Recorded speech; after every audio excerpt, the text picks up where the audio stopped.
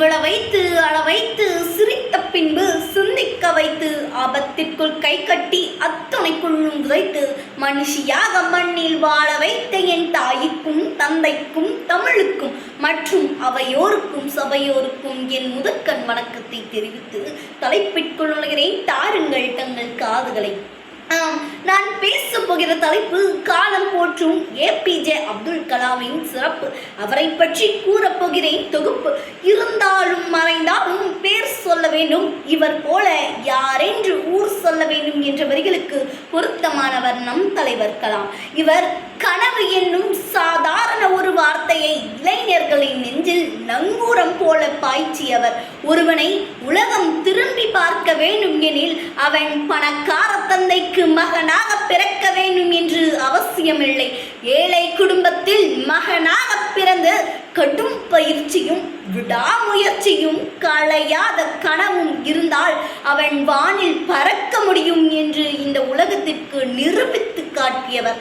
தன்னை முழுமையாக அர்ப்பணித்து திருமணம் கூட செய்து கொள்ளாமல் தன் கனவிற்காகவும் தன் நாட்டிற்காகவும் வாழ்ந்து இன்று வரை இளைஞர்களின் நெஞ்சில் கனவு நாயகனாகவும் கதாநாயகனாகவும் வாழ்ந்து கொண்டிருக்கிறாரே அபுல் பக்கீர் ஜெயினுல்லாப்தீன் அப்துல் கலாம் ஐயாவின் புகழ் சிறப்போ சிறப்பு. கனவு என்பது தூங்கும் போது காண்பதல்ல, உங்களை தூங்க விடாமல் செய்வது கனவு. ஈடுபாடு இல்லாமல் உங்களால் வெற்றி பெற முடியாது, ஈடுபாட்டுடன் உங்களால் தோல்வியை அடைய முடியாது என்று இளைஞர்களை வழிநடத்தி சென்றவர். யாதும் ஊரே யாவரும் கேளீர் என்ற ஒற்றை வார்த்தையை அமெரிக்காவில் ஒரு முக்கிய கூட்டத்தில் கூறி ஒட்டுமொத்த அரங்கத்தையும் கைத்தட்டல்களால் அதிர வைத்த ஒரு தமிழன் அப்துல் கலாம் ஐயா.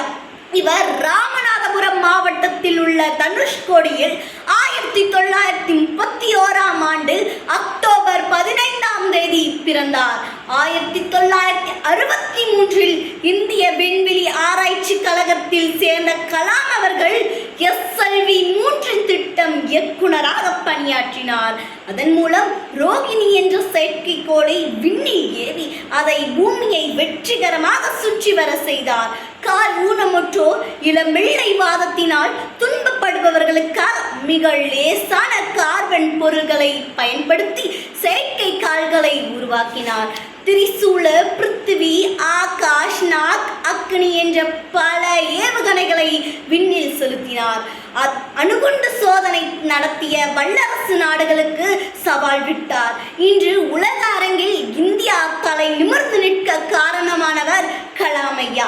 பாரத நாட்டிற்கு இவர் ஆற்றிய தொண்டிற்காக பாரத ரத்னா விருது கிடைக்கப்பட்டது. ஆரியபட்டா, நேரு விருது போன்ற பல விருதுகள் இவர் பெற்றுள்ளார்.